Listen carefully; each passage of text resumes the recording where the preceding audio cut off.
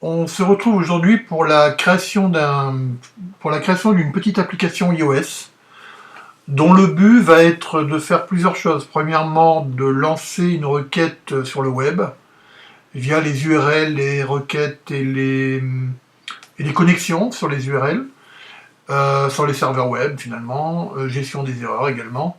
Et puis la seconde chose va être de récupérer donc un flux qui vient d'internet. Ça pourrait être une image, ça pourrait être du binaire, ça sera du JSON pour l'occasion.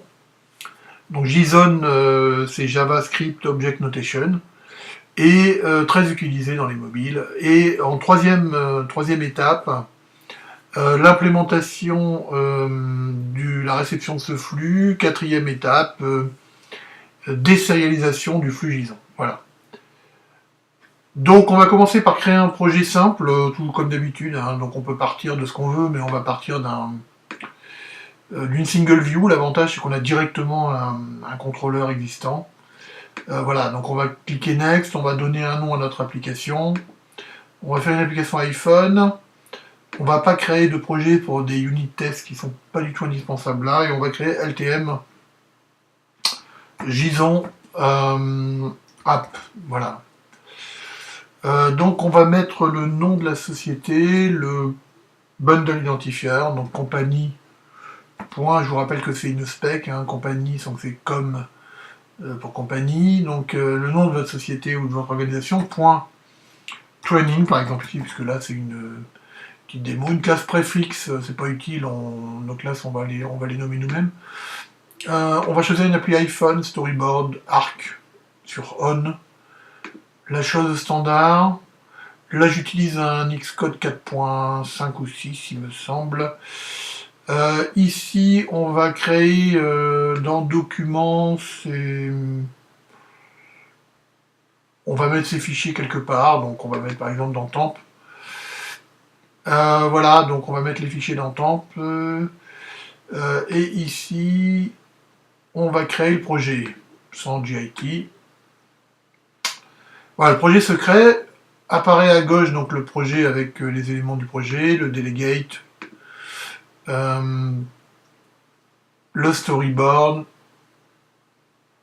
avec ses éléments graphiques et évidemment le contrôleur. Alors pour des raisons de simplification, on va mettre notre code dans le contrôleur. Donc là je vais changer un peu les préférences de police de caractère pour qu'on voit un petit peu mieux. On va passer dans une police un peu plus grosse. On va dire, voilà, donc Xcode, tu vas te mettre en police 13 points par exemple.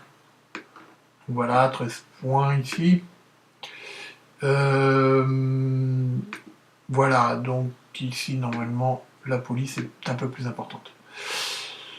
On va dégager le méthode dont on n'a pas besoin, pour des raisons de simplification. Voilà, tout simplement. On pourrait utiliser le view.didload, qui est l'espèce de constructeur de contrôleur très utile sous iOS. On va peut-être le laisser d'ailleurs, puis en fait finalement, j'ai enlevé que celle-là.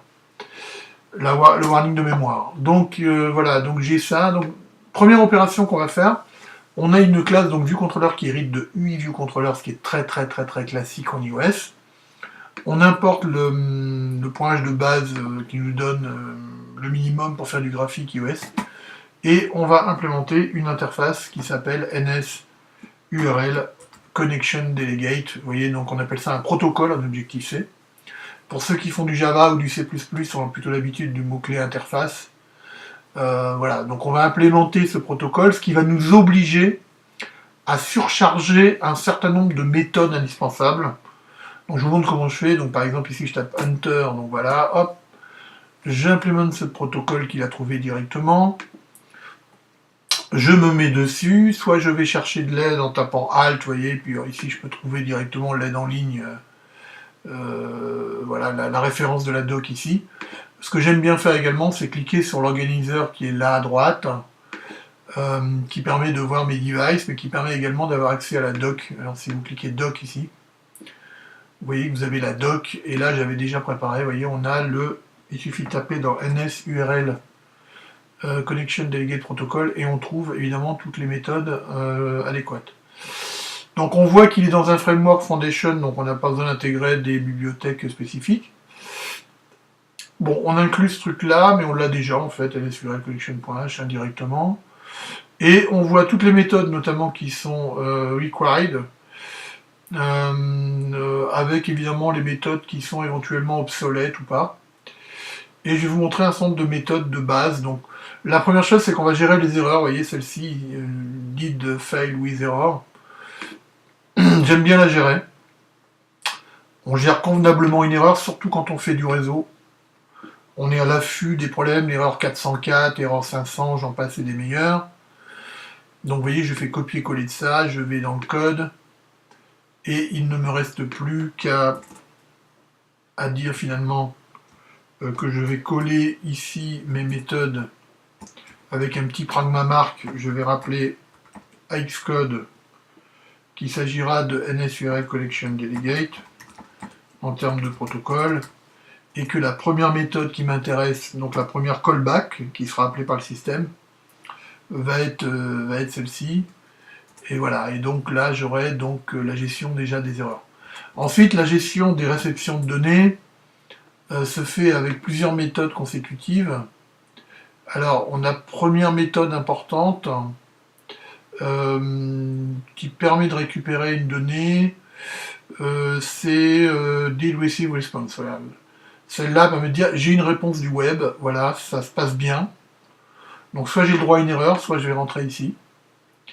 Et donc celle-là, je peux l'intercepter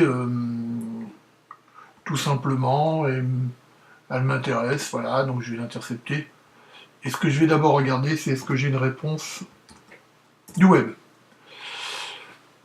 Alors, on va faire un truc tout simple, on va implémenter les callbacks, et puis une fois que j'aurai implémenté les callbacks, donc il y en a encore plusieurs qui sont intéressantes, donc il y a la deal receive data, donc voilà, celle-là, elle correspond à un délai, voilà, aux données qui vont être chargées au fur et à mesure. Donc je vais d'abord me prendre un deal receive response, ensuite je vais me prendre des deal receive data consécutives. Cette méthode est asynchrone, donc je suis assez tranquille pour le côté asynchrone. Et puis finalement j'en aurai une autre, vous voyez, c'est la dernière, ça sera did finish loading, donc c'est voilà, j'ai fini de loader en fait. Et j'aurai toutes mes callbacks qui vont bien, qui vont être implémentées dans ce contrôleur. À titre d'information, c'est pas le meilleur endroit pour faire du web, ça serait mieux de le mettre dans le delegate, mais bon, pour la démo, je le mets ici dans le contrôleur, on rentre pas trop dans la complexité pour l'instant.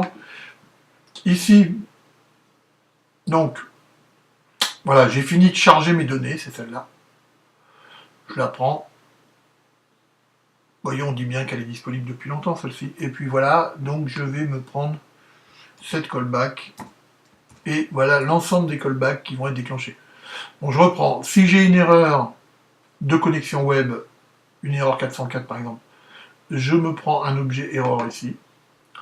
Si j'ai un problème ici, enfin pas un problème, pardon, une réponse positive, donc c'est-à-dire j'ai une connexion web, une première réponse ici, au fur et à mesure des flux de données que je reçois ici, de manière asynchrone, et quand j'ai fini ici, donc ici je sais que j'ai mon point de sortie de ma connexion web, hein, de ma connexion, voilà.